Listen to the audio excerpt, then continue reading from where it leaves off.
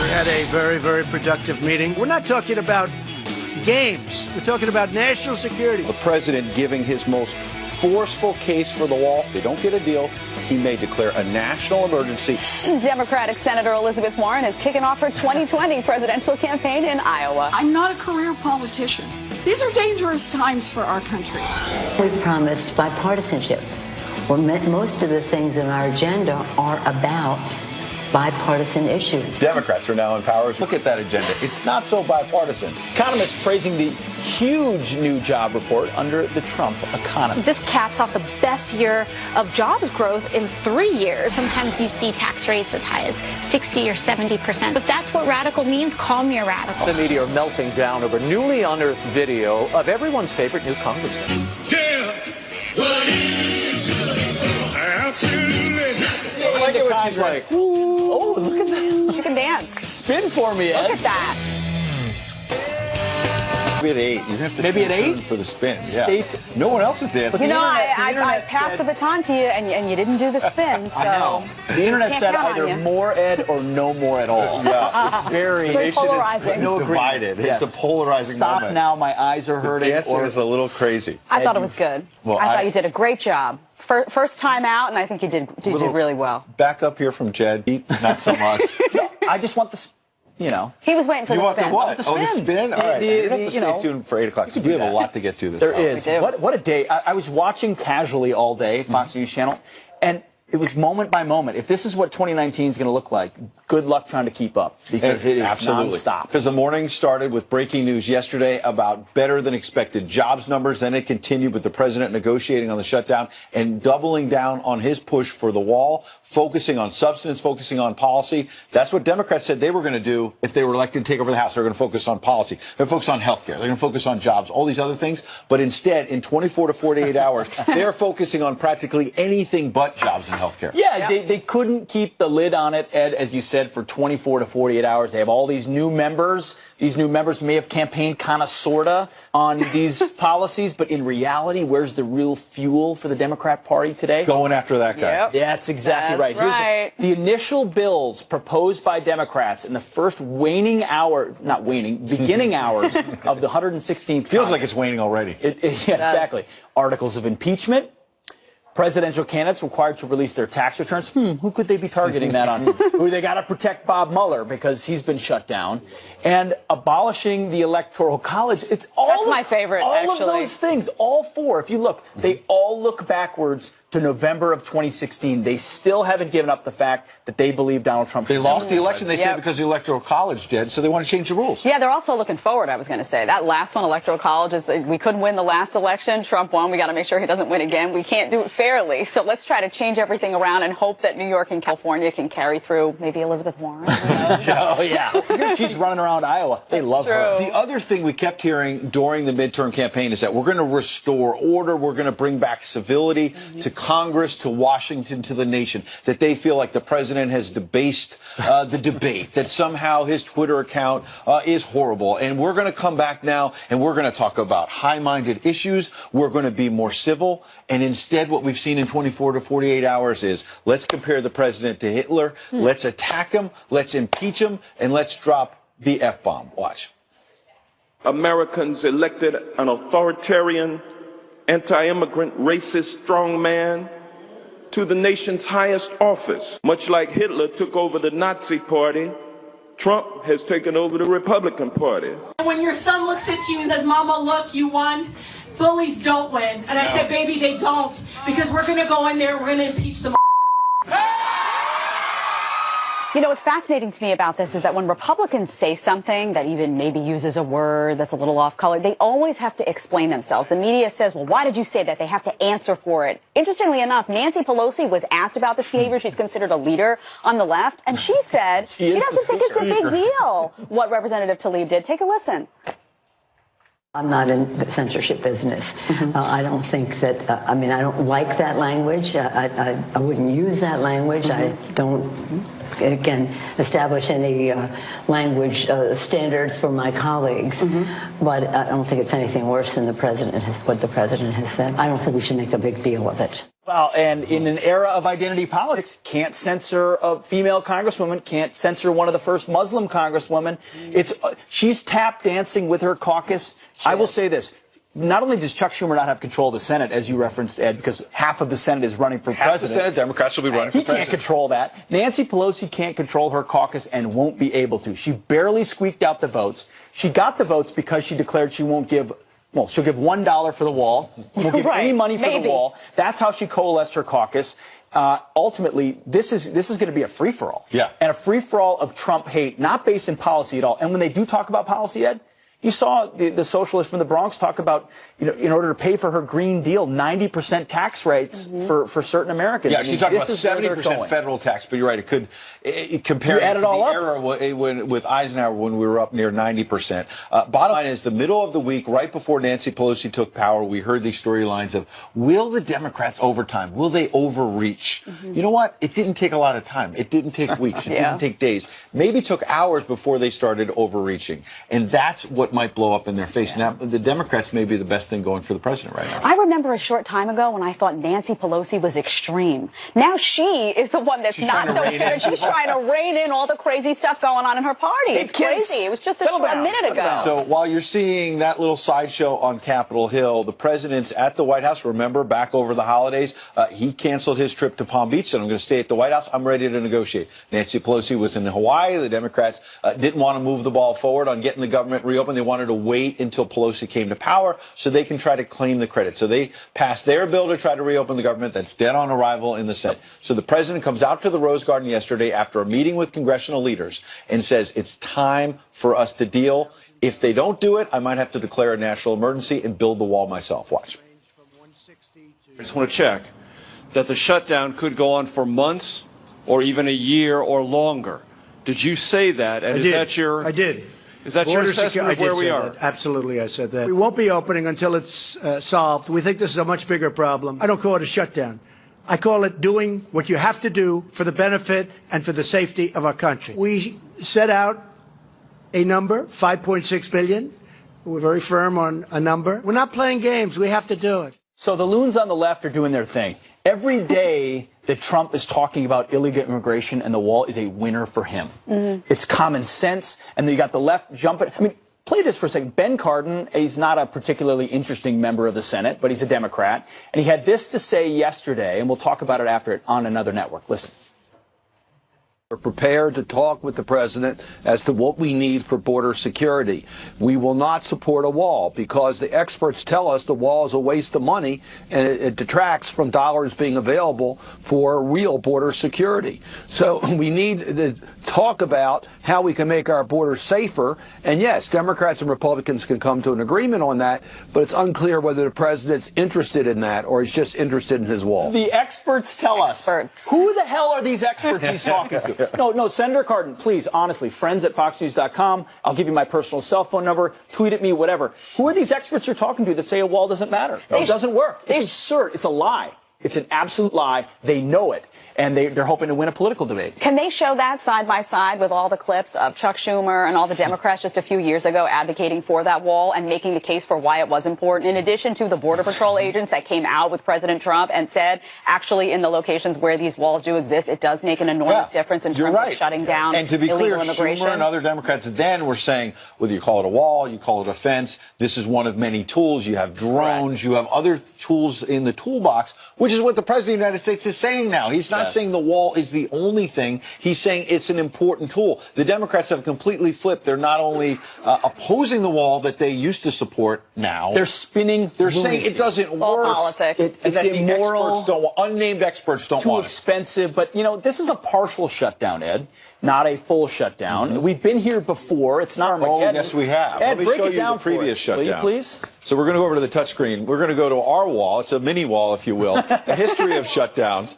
Mini wall. Government shutdowns are the result of funding gaps. So you haven't passed all the appropriations bills, so now you have to figure out how do you move forward. Since 1977, there have been 20 funding gaps that have occurred, including the current shutdown, where there hasn't been enough money in the kitty, so you can't move forward. The current shutdown has lasted 14 days so far. The key yesterday is the president, who many in the mainstream media were predicting over the holidays, oh, he's going to crack when Pelosi comes to power. He's going to back down. He's doubling down. And yesterday saying this may go on, as Pete just said, for months or even years. Moving forward, the third longest shutdown lasted 16 days. That was under, as you see, Barack Obama's watch. The second longest shutdown was under Jimmy Carter's watch, 17 days. And finally, the longest shutdown ever lasted 21 days. That was back in 1995. That was after Bill Clinton had lost control of Congress. He was in a budget battle of his own with a new speaker in Newt Gingrich. That lasted 21 days. So what's interesting when you go through all of the history of the shutdowns, you're going to hear some people, guys in the mainstream media, suggesting this is dragging on. The president, it's absurd that he would want this to go on for so long. It went on longer under 3 Democratic presidents, Barack Obama, Jimmy Carter, and Bill Clinton. They're not mentioning that. It's so true. We have to resist these ideas that we live in some sort of an Armageddon, the most special point of history ever, where things we fought. Remember, we talked about incivility. We fought a civil war. I mean, ultimately, we're talking about political disagreements at this point over $5 billion in a wall that hopefully they can reach a consensus on. But that's why he says things like a month, a year, whatever, right. Keep it going. That's also important at the negotiating table. Your opponent needs to believe you will stay in your position as long as you need to in order to get what you want. And notice the other thing he said, which is that it's got to be $5 billion. To your point, that shows resolve. If he was out in the Rose Garden yesterday saying, well, I can take $2 billion, I'll take $3 billion, he would be negotiating with himself and going down. But you're right. He's saying this could last for months or years. And I want $5 billion. He's holding firm. And maybe in the future, remove that word shutdown because it's actually not a full shutdown. Yeah. Very misleading. Always include partial. That's right. All right, we got some headlines for you now. 3 people are dead and 4 others injured after a gunman opens fire at a bowling alley overnight.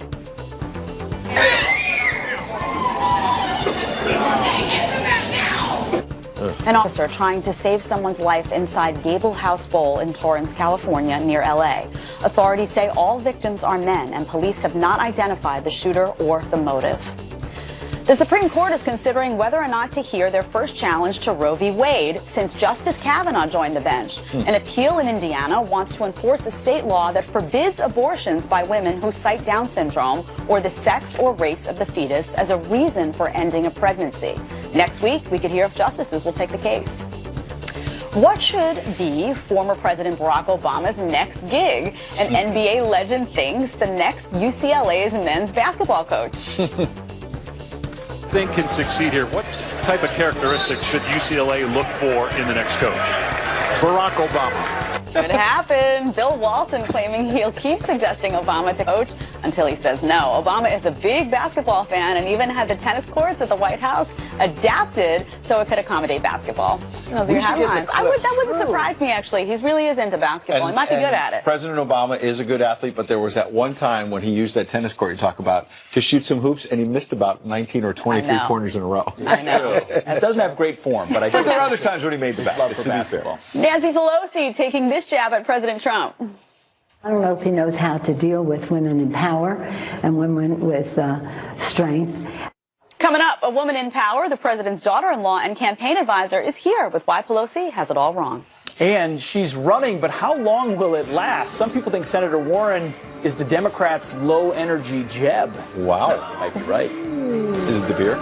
7 Channel 115.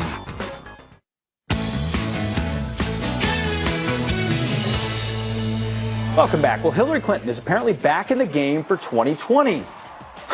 I love that video.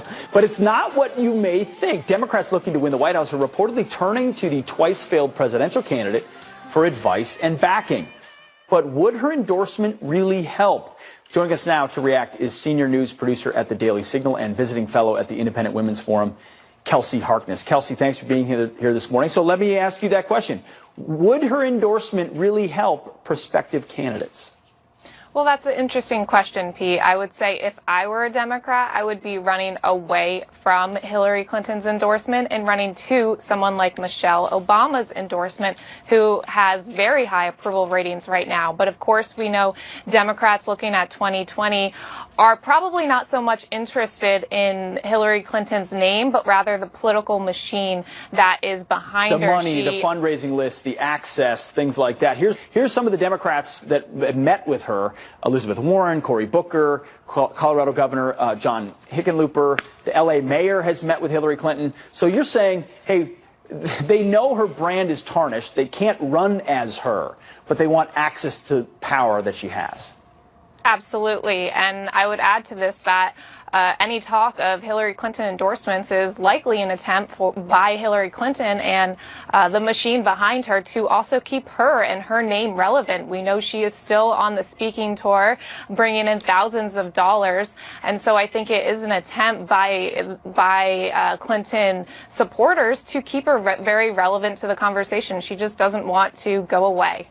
No, she doesn't. A statement from her spokesman, his name is Nick Merrill, a Clinton spokesman, said, "I won't comment on private discussions she's had, except to say that she's more than happy to talk with anyone considering a run about the challenges as well as the great things that go with it, and lessons learned on what to watch for in this next cycle. Aside from Vladimir, she just won't let it go. In her mind, she is President Clinton." Well, let me transition, though, to a second topic. Elizabeth Warren, who the president has aptly named Pocahontas, already on the trail in Iowa. I mean, it almost feels forced. Does she feel like, and some are comparing her to Jeb Bush, seems to be a front runner on paper, but does she really have the energy and the interest of grassroots Democrats? Well, I actually think some of these comparisons between Elizabeth Warren and Republican Jeb Bush are insulting to Jeb Bush, because Jeb Bush actually had a chance at being the Republican candidate for president. Whereas I don't think I don't think Elizabeth Warren has much of a chance on this front. She is very unlikable. I think she's very predictable, and she has a lot of challenges. She still, months after this DNA fiasco, has not been able to get over it, and now we have her attempt to be relatable through this beer drinking, and nobody can forget about it. She loves no one ever has said Michelob Ultra is their favorite beer except for Elizabeth Warren, because she's faking it. Kelsey, thank you very much for your time. It just feels delusional, that candidacy right now. Appreciate your time. All right. Well, the president digging in, demanding to build his wall, no matter how long the shutdown takes. One man who's been on the front lines of the border, Hector Garza, is here to weigh in on that. But first, the president's daughter-in-law and campaign advisor, Laura Trump, is on deck with her thoughts on the powerful struggle in Washington.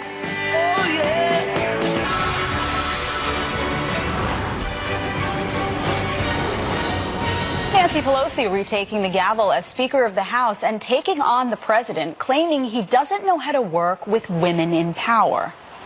Do you think he deals with you differently because you're a woman? I have no idea. We'll see.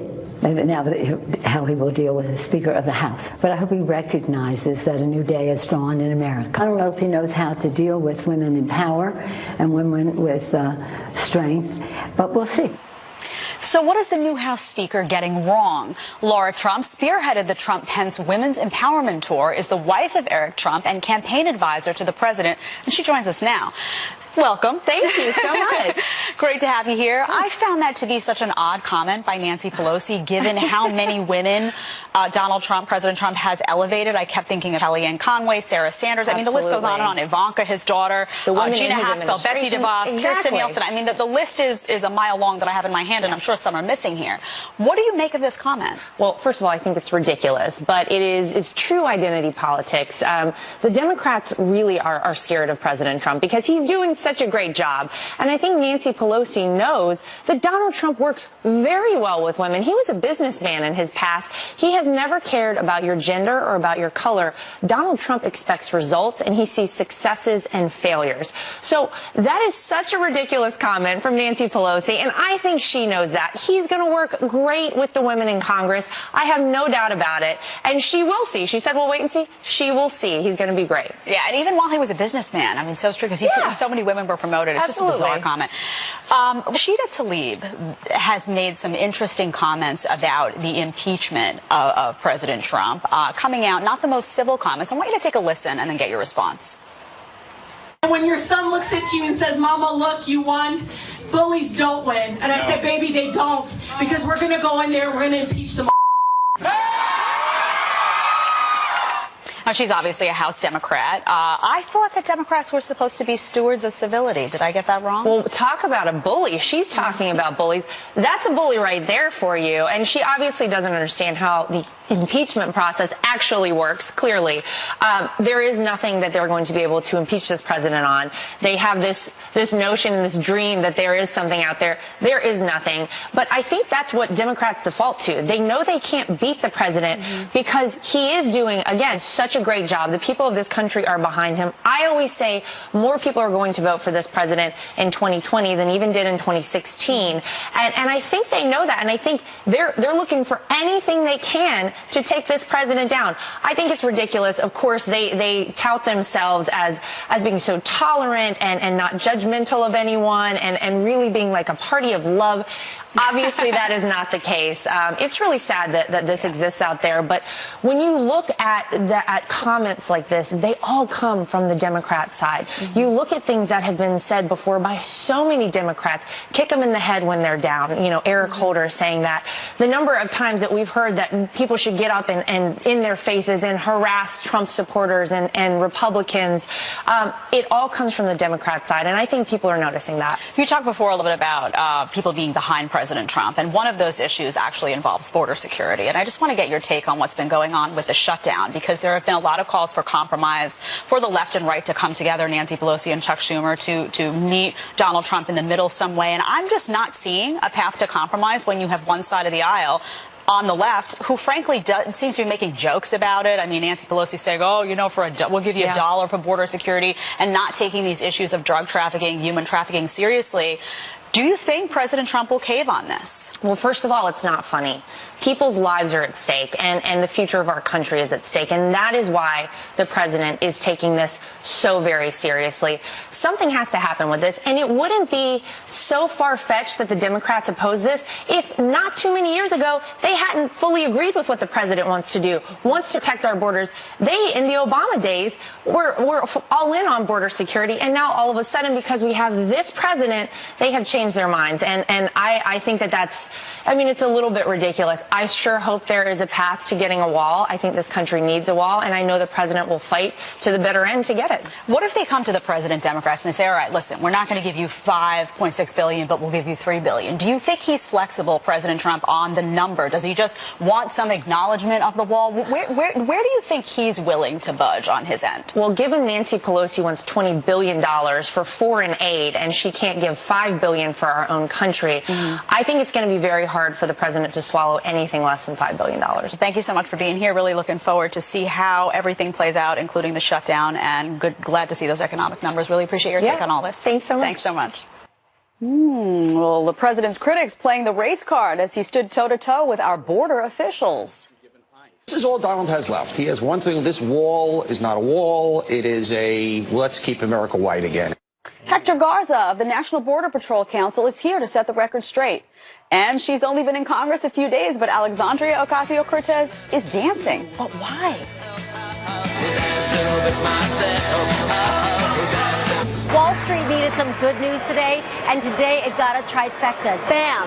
Stocks rocketed higher, and you see them closing now. The Dow up 743 points. This surge comes on the same day as the government released a good December jobs report. This is actually a good, strong number. This is a reminder, a very vivid reminder, that the fundamentals of the U.S. economy are strong. If you're just looking at the U.S. economy, we're in great shape. Economists praising the huge new job report under the Trump economy. Huge, he says. Let's get specific. 312,000 jobs, new jobs added last month, exceeding what any expert, left, right, center, predicted. This as wages grew at 3.2%. That is the highest surge, yes, in a decade. So what does this all mean? Let's ask Fox Business reporter Susan Lee. Susan, Good morning. Great to have you here. I think the prompter said huge, right? It was Didn't huge. it? I misread it. The why. So what do you make of these numbers? Were you surprised? Yeah, it was a huge month, I have to say, because it was almost twice the economist forecast for the month. And also this caps off the best year of jobs growth in 3 years, and also a huge year, I'll keep using that word, for manufacturing. As you know, that's a sector that President Trump has touted a lot about. Best year for manufacturing jobs in 21 years. So what were the forecasters missing if the prediction was 175, yet it came in almost 150,000 jobs more? Sure, yeah, so they were short 150,000. I would say Wall Street economists' forecasts are usually very conservative, sometimes a little skeptical. And I think this goes to show that the economy is still very strong heading into 2019. You know, with those stock market jitters, people have been talking about recession. Recession is not on the cards, and it's not in the forecast at this point. Even the Federal Reserve and most economists say we're going to moderate in terms of growth. Not 3%, which is the best year of economic growth in 15, but still, you know, 2% is not bad considered where we've been for the last 10 years, right? Yeah. Yeah, in terms of policy, what do you attribute this growth to? Because you have a lot of people on the left looking to undo a lot of what Trump has done. Are you talking about deregulation, low taxes? What led to this? Boom. Animal spirits, and this is exactly what the economy needed. Bill, animal spirits bill? I think that's a psyche on Wall Street, and as Jamie Dimon of J.P. Morgan, but one of the is Titans it say, psyche is more important than a economics. pro-business psyche? Absolutely. This idea that like now's the time to invest while industries are growing? Yeah, and while you have a lot of cash on hand, since you're saving so much in taxes, I mean, one of the bright spots, actually there are a lot of bright spots, of course, in the tax cuts, but reducing the business tax, which made the U.S. so uncompetitive compared to the rest of the world, that was a huge deal for a lot of companies. Huge indeed. Huge. Okay. There's something else that might be huge, and that would be the tax rates if Democrats get their way. Here is new Congresswoman Alexandria Ocasio-Cortez comparing herself to some giants in American politics. Already. And talking taxes. Watch. Once you get to like the tippy tops, on your $10 millionth dollar, sometimes you see tax rates as high as 60 or 70%. But as you climb up this ladder, you should be contributing more. It only has ever been radicals that have changed this country. Abraham Lincoln made the radical decision to sign the Emancipation Proclamation. Franklin Delano Roosevelt made the radical decision to embark on establishing programs like Social Security. You know, if that's what radical means, call me a radical. You know what's funny is that when you look at the studies, something like the top 50% of the wealthy right now pay, I believe it is, federal taxes, 97% of the federal taxes. Yeah. So when she's saying fair share, what in the world is she talking about? Okay, so I think she wants to go back to the era where the top tax rate was around 70%. During the Eisenhower era, it was close to 90%. Very few rich people actually pay that tax, of course. And there have been studies done that, yes, it's a great theory, tax the rich to give to the poor. Bad in practice. Very few people actually pay that tax because the rich are very elastic. This is a term that we use in economics, elastic demand. Maybe because when things go up, prices go up, they change their behavior very easily because they can. So if taxes go up, they'll just move their money elsewhere. They'll find loopholes, or like in France in 2012 when Francois Hollande tried to tax the rich 75%, they just moved elsewhere, right? So, and that actually reduces tax revenue as a percentage of GDP. And it has a negative domino effect on the economy, on other people. You tax the top earners. It doesn't just hit them, it hits everybody. And long-term behavior. I mean, if I'm being taxed for every, 70 cents on every dollar I make, why would I invest in my education? Why would I incur so much student debt for me to work for the government, basically? And it's that whole idea, like, I've never been hired by a poor person. Right, exactly. That's what I'm saying. Trickle down. Very good. All right. Thank you, Susan. Thanks so much for being here. Good to see you guys. We're going to give you some headlines now. The parents of the missing Colorado mom file a wrongful death lawsuit against her fiancé. Patrick Frazee is facing murder charges in the death of Kelsey Barrett. She mysteriously vanished on Thanksgiving morning, and her body has yet to be found. A Republican California congressman is calling on President Trump to dismiss the murder case of a decorated Navy SEAL. Edward Gallagher pleaded not guilty to all charges in connection to the stabbing of a terrorist along with other war crimes. Representative Duncan Hunter's statement reads in part, "No credible evidence has been provided that this ISIS fighter was murdered as opposed to dying from his terrorist actions." If convicted, Gallagher faces life in prison. Nancy Pelosi already in hot water just days after becoming Speaker of the House. Black Lives Matter taking issue with Pelosi saying all lives matter at a recent town hall. I support the recognition that Black Lives Matter, for sure. All lives matter. The movement saying the phrase all lives matter dismisses the struggle of African Americans. And those are your headlines. She can't win. I mean, it's a tap dance. She can't win. She's going to get some When heat. you're in the middle of identity politics, some identity is going to be offended. She's only had the job for what, 2 or 3 days? For her minute. Get interesting. All right, the president refusing to back down in the fight to secure our southern border. No, we won't be opening until it's solved. We think this is a much bigger problem. The border is a much more dangerous problem. It's a much bigger problem. It's a problem of national security. Well, up next, an angel mom whose son was tragically killed by an illegal immigrant and how President Trump is giving her family, she says, a voice, finally. And hundreds of TSA agents reportedly calling in sick due to the shutdown. Why those in charge are calling it fake news. We'll bring it to you. Good morning again. Some quick headlines. The government shutdown is stopping top administration officials from getting pay hikes. The Office of Personnel Management ordering federal agencies to continue paying senior political officials at a frozen rate until appropriations legislation is finally passed. And the IRS is still demanding that you pay your taxes on time despite the shutdown. This despite the fact that your tax returns are maybe going to be delayed. Since the shutdown began 2 weeks ago, the IRS has cut staffing, by 88%. And CNN is getting slammed for a report that claims hundreds of TSA workers are calling in sick because of the shutdown. A Homeland Security spokesman tweeted out, quote, more fake news from CNN. Security operations at airports have not been impacted by a non-existent sick out. CNN has the cell numbers of multiple TSA public affairs professionals, but rather than validate statistics, they grossly misrepresented them. That today from the TSA. Pete? An apple is just an apple, Ed. All right, well, more from CNN. President Trump standing firm on his call for a border wall, saying no deal on reopening the government unless there is funding for that wall. No, we won't be opening until it's solved. We think this is a much bigger problem. The border is a much more dangerous problem. It's a much bigger problem. It's a problem of national security. Our next guest agrees. Her son Dominic was killed by an illegal immigrant driver who had a record of drunk driving convictions. Sabina Durden is the director and founding member of Advocates for Victims of Illegal Alien Crime. She joins us via Skype. Sabina, thank you very much for joining us this morning. First of all, share the story of your son and how it impacts what you do today. Good morning and Happy New Year to you. Dominic was my only child. He was 30 years old. He was very popular. He worked for 911 Sheriff's Dispatcher in Riverside, California. And when he was killed 6 years ago on July 12, 2012, it tore my world apart. My family was ripped apart. And I didn't have any help. I didn't know where to go, what to do. The DA lied to me. The judge wasn't doing the thing he was supposed to do. And the killer got away with a misdemeanor and served 35 days in jail. Wow. And after I came out of my shock, I realized there are so many more that are that know my pain, that lost a child, a father, husband because of an illegal. And a group of us victims, angel moms and dads, we formed AVIAC because we wanted to be there when that happens, like with that young sheriff in California. In California.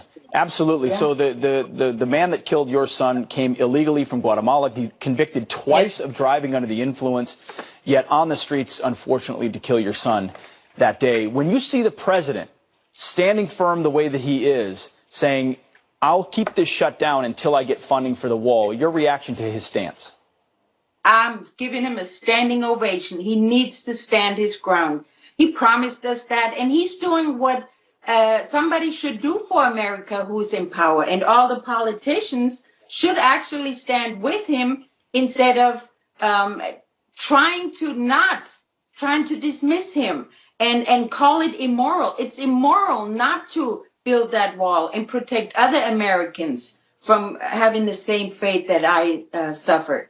It will also works both sides, because if you build that wall, they won't come. They will know they can't get in, and the children that died from the other side, they wouldn't have died. So it's a win-win for both sides. And Schumer and Pelosi, you need to stop playing Russian roulette with our lives and get that wall built. It's a fair point. Speaking of Chuck and Nancy, they were supposed to be in a briefing with Kirstjen Nielsen, the DHS secretary. She tried to present some facts. They cut her off 6 seconds in, didn't really want to hear it. Here's some of the facts that the Homeland Security Secretary was trying to relay that have now been made public. First is the amount of drug seizures in fiscal year 2018. 1.7 million pounds of narcotics. In 2018 alone as well, 17,000 adults with existing criminal records that came across the border, 3,700 known or suspected terrorists prevented from entering, and 6,000 gang members apprehended. Sabrina, when you see those numbers, how can you say that it's immoral to have a wall, or it's ineffective to have a wall, or we can't afford $5 billion? That's exactly it. I don't understand it. Here are the ashes of my son. Does Nancy or Chuck have to have the ashes of their loved one before something is done? I don't get it, how you can be so blind. And I don't think they are blind. It's the bigger picture. It's the big money. There are other reasons why they are so adamant of not building the wall while they're funding other foreign governments. It's insane. So you think they're blind to the reality, and there's politics being played here? I think politics are being played big time. I don't think they're blind. They're very smart. They wouldn't be where they're at. So I appeal to them. Don't let another Dominic happen. Don't let another Ronald Singh happen. It's time to stop this slaughter and stand up, be our hero, be America's hero. And you have to love Americans more than you hate the president or dislike the president. There it is. Patriotism, loving your country, putting your citizens first. That's what's at issue here. Sabina Durden, thank you for your time, and we remember your son this morning. We appreciate it. Thank you. Thank you so much. You got it. All right, well, speaking of Nancy, she took a jab at President Trump. I don't know if he knows how to deal with women in power and women with strength. Yeah, there you go. All about identity politics. Coming up, a woman in power, the president's daughter-in-law and campaign advisors, here with why Pelosi has it all wrong. Plus, new year, new tech. Kurt the Cyber Guy is here with his big tech predictions of 2019 before he heads to the CES convention. For Fox. Here are all your predictions. Yeah, 5 predictions here to go through. So what we're going to look for in Las Vegas, because this is a huge time of year, is not Apple, because Apple never attends CES, but we have our eye on Apple this year. Don't look for them to be doing major breakthroughs on the hardware side, but look for them to really be in the content and media business. So they've really put a stake in the ground there, especially out in Hollywood. And also, I think Apple Pay is going to be huge. You'll see growth in that area this year. Also, remember VR was really huge, virtual reality last year? Yeah. Put that aside. It's going to be augmented reality, and that's this year's big focus. What's the difference? The difference is augmented reality, you use existing stuff right now, and you don't have to really just put on anything like a big headset like virtual reality. Enhances reality. Take you out of reality. Right. I see. So you use your phone. For example, IKEA was really good at this, where you could see where the sofa might fit in your house. So we'll overlay the sofa on their screen as you're showing your living room. So you go, oh, that sofa might work here. So that's what you'll see a lot more of. And then, of course, if you go to the show, already Amazon Echo has sort of bubbled up to be the leader in those smart speakers, smart devices. So Alexa has already over 56,000 skills inside of it. And what you'll see at the show is everything, then fill in the blank, powered by Alexa, including this. This is amazing. This is the High Mirror Mini. Oh, I'm so excited for this. This we'll see at the show. We got it early. This is right up your alley, because this is, I thought it sort of sounded like something, okay, that's interesting, but then you actually use it. And this analyzes your skin, and you follow your skin routine on it. So it's not forcing you to do anything that you don't already do in terms of a beauty regimen. But what it does is it tracks all of that, and you can see your own performance. It's like having a facialist with you to give you a skin evaluation right in your own home. You build your own beauty box with this, so it is exactly like Pete is that. excited about beauty box. I could do this, and then I could use the Foreo you brought last time. So Let's do a skin analyzer. It's very well built. Wow. It's got LED lights on it. So fabulous. And it tracks your skin over a period of time. But why were you talking about it in the context of Alexa? Is it connected to? It is Alexa enabled. So just about everything, unless it's an Alexa enabled, you're right. Thank you, Pete. Talk to me. Alexa's looking at his face and saying, "No, we can't do it." High Mirror Mini. Keep your eye on that one. It's really brilliant, Gita. So, health and wellness is another area you're going to see huge growth this year, including this. This is from Air Things. This is about measuring the air in your. Oh, look at the face on it. It's trying to find my face. Trying to find your face, and it's not there. So what this does is this actually measures the air quality in your house. The batteries last about 1.5 years on this. You set it up. It's so easy. Air Things Wave, and you can wave your hand in front of this, and it'll tell you. So the green means the gas level in our house is okay. Radon gas, by the way, is far more dangerous for you over long periods of time. It is the biggest cause of lung cancer aside from for non-smokers. It's crazy. What about TV? What are we looking for in TV? TV you want to look for this year is an 8K TV. You've heard of 4K was last year. Now we're up to 8K. What happened to 6, 7? Right? Yeah. 5, 6, and 7 are gone. Huh? But this is pretty amazing. This was announced yesterday. This is an LG TV that is just breathtaking at 88 inches and super brilliant resolution. You gotta have that, Kurt Pete. Savguy, when you come back, we'll have some more info. Can't wait.